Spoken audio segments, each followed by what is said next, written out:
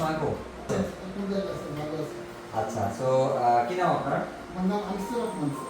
আচ্ছা, আপনি অবশ্যই বাংলাদেশে। আপনি কোথায় ছিলেন? আমি ছিলাম স্যার বাহারাইন।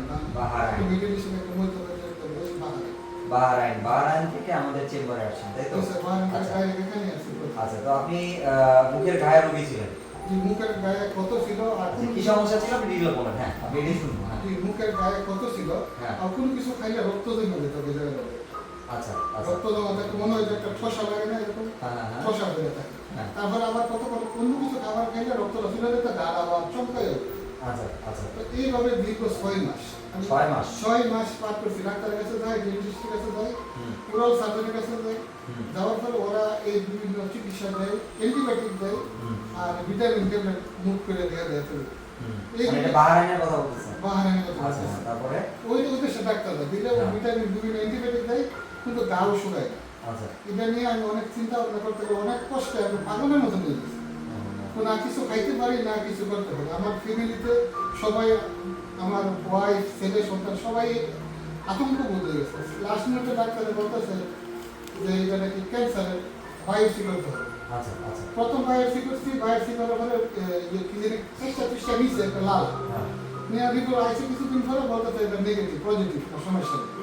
আবার 3 মাস পর আবার বলতেছে চেক করবো, মনে হয় যে ক্যান্সার আছে। এই কথা শোনার পরে আমার হাত পায়ে কাঁপা আরম্ভ করে যে ওরাল ক্যান্সার দিতে পারে, আচ্ছা যেহেতু এই ওষুধে যাবে। তারপরে আমি কি করবো, আমি আর কোনো মাথায় কাজ করে না। তারপরে আমি এক ডাক্তার, আমার বন্ধু, ওনার কাছে জিজ্ঞাসা করলাম, ইব্রাহিম ভাই, যে কি করবো। তো উনি আমার বললো যে না, তুমি তো যে ডাক্তারের কাছে যাও, এই গায়ের জন্য আলাদা ডাক্তার লাগে, আচ্ছা ইন্টেলিজেন্ট আলাদা আছে, আপনি এইগুলি দেখেন। আচ্ছা। কারণ আমি কোথায় পাবো এই ডাক্তার, আমি তো চাকরি দেশে কোনো চিনি না।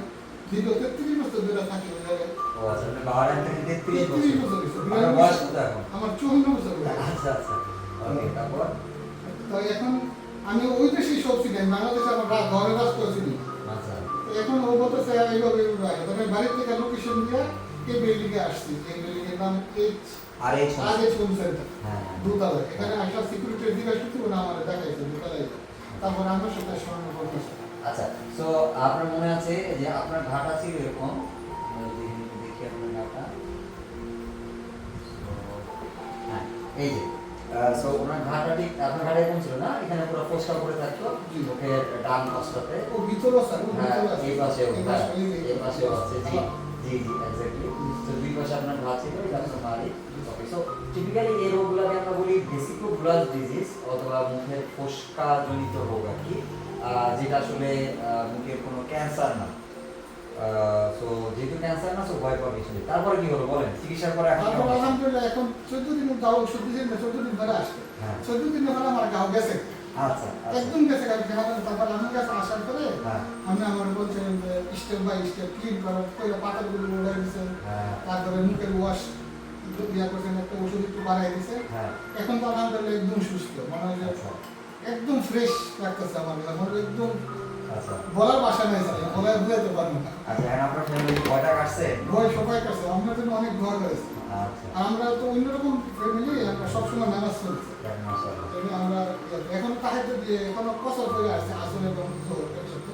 আচ্ছা আচ্ছা। আবার মাগরিবের তো সাথে। তাহলে এখন আপনার এবার তো এখন আপনি আবার বাহারাইন ব্যাক করতেছেন? জি স্যার, আমি যাইতাম 19 তারিখ, আমি 23 তারিখে যাবো। আচ্ছা, তো ইনশাআল্লাহ এখন আর মনে তো ওই ক্যান্সারের ভয়টা নাই? ভয়টা নাই স্যার, ভয়টা কাটাই সবচেয়ে বড় কথা স্যার। আচ্ছা, ঠিক আছে। তাহলে ইনশাআল্লাহ এবার ঠিকঠাক ভাবে যে কাজ করতে হবে। এরপর আবার কবে ব্যাক করবে? আমি তো আবার ইনশাল্লাহ আসবো কুরবানি। কুরবানিতে। তাহলে এখন বলেন যে বাংলাদেশে তো মুখের অনেক ঘায়ের রোগী আছে, হ্যাঁ, বা অনেক রোগী আছে এবং দেশের বাইরে থাকেন যারা বাংলাদেশে এসে চিকিৎসা নিতে চায়, অনেক বাঙালিরা আছেন। তাদের উদ্দেশ্যে আপনার উপদেশ বা অ্যাডভাইস কি হতে পারে? কি বলবেন স্যার, তাদের? এটা এই বিষয়টা নিয়ে আমার মতো মানুষের আতঙ্ক বোধ না হয়। আচ্ছা ঠিক আছে, এটা সাত চিকিৎসা আছে। জি যে আমাদের মতন ডাক্তার যে তারা আছে, তারা কাছে আসে, হ্যাঁ ইনশাল্লাহ এটা চিকিৎসাতে আসে, এত সহজ চিকিৎসা। এটা বুঝার যে আসাতে বুঝবে, না আসলে বুঝবে না ওই জায়গা থেকে। আচ্ছা এই আর কি, এখানে আসো, যেখানেই আসো, আমি ডাক্তার কাছে এই গাও বিশেষজ্ঞ ডাক্তারের কাছে আসো, যদি মোটিভ বিবেচন না কি বলে আপনারা, ওই ডাক্তারের কাছে আসে চিকিৎসা করো। আতঙ্কের কোনো কিছু নাই, একদম সহজ চিকিৎসা। আর ব্যয়বহ হলো না স্যার, আমি যে ভাবছিলাম যে অনেক টাকা লাগবে, এই ব্যয়বহ হলো না। আর আমি তো টাকারও বুক করে না, টাকা এখনো নিচ্ছেন না, আমার রেডি করছেন, আমি দিয়ে টাকা দেবো। এটা তো অন্য হসপিটালে এরকম না স্যার, আগে টাকা তারপর চিকিৎসা। না, কিন্তু এখন যেহেতু আমার টাকা পকেটে, আচ্ছা। না, ঠিক আছে, ওটা পরে ব্যাপার। আমাদের এই যে আপনাদের এই হাসি, এটা আমাদের কাছে সবচেয়ে বেশি মূল্যবান। এই হাসিটা মুখের না স্যার, হ্যাঁ। এখন থেকে দিচ্ছে। Thank you so much. So আমরা যেটা আসলে সবসময় বলতে চাই সেটা হচ্ছে মুখের ঘায়ের রোগের জন্য হ্যাঁ অবশ্যই একটা টেনশনের কারণ যে আমরা মুখের ঘা থেকে অনেক সময় খারাপ ক্যান্সারের দিকে চলে যেতে পারে। বাট যদি আমরা আর্লিয়েস্ট পসিবল টাইমে প্রপার ডাক্তারের কাছে যদি আমরা শরণাপন্ন হতে পারি, দেন এই প্রবলেমগুলো ইজিলি আমরা সলভ করতে পারি। সো মুখের ঘায়ের কিছু খারাপ লক্ষণ আছে। খারাপ লক্ষণের মধ্যে যেমন এরকম হতে পারে যে আপনার 2 থেকে 3 সপ্তাহের বেশি কোনো ঘা যদি থাকে এবং এখানে যদি একাকায় রক্ত পড়ে এবং ওখানে যদি ফুলে যায়, লাল হয়ে যায়, সো এগুলো হচ্ছে মুখের গায়ে খুব খারাপ কিছু লক্ষণ। সো এসব লক্ষণ যদি থাকে তাহলে দেরি না করে আপনি যে জায়গায় আছেন ওইখানকার আশেপাশে যদি কোনো ওরাল ম্যাক্সিলোফেশিয়াল সার্জন থাকে বেস্ট তাকে দেখাবেন, অথবা যদি কোনো বিডিএস ডক্টর থাকেন তাদেরকে দেখাবেন। তাহলে আপনি প্রপার একটা চিকিৎসা পাবেন এবং তারা যদি মনে করে প্রয়োজনীয় বিভিন্ন যেসব জায়গা রেফার করা দরকার তারা রেফার করতে পারবেন। ওকে।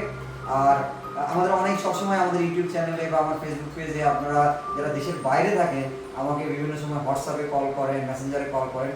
আমাদের লোকেশনটা খুবই সিম্পল, আপনি জাস্ট এই ভিডিও ডেসক্রিপশনে দেওয়া থাকবে এবং আমার প্রতিটা ভিডিও ডেসক্রিপশনে দেওয়া থাকে। জাস্ট আপনি ওই ডেসক্রিপশনটা ফলো করেন, ফলো করে গুগল ম্যাপ দেওয়া থাকে, আলটিমেটলি এখানে চলে আসবেন। এটা হচ্ছে গ্রিন রোডে ঢাকায়। সো জাস্ট আর অনেকেই এটা ভাবেন যে স্যার আমি কি অনলাইনে কনসালটেশন পেতে পারি কিনা। অনলাইনে আসলে কনসালটেশন পসিবল না, কারণ অনলাইনে আপনিও সঠিকভাবে জানেন না আপনার ঘাটা কোথায় কোথায় আছে।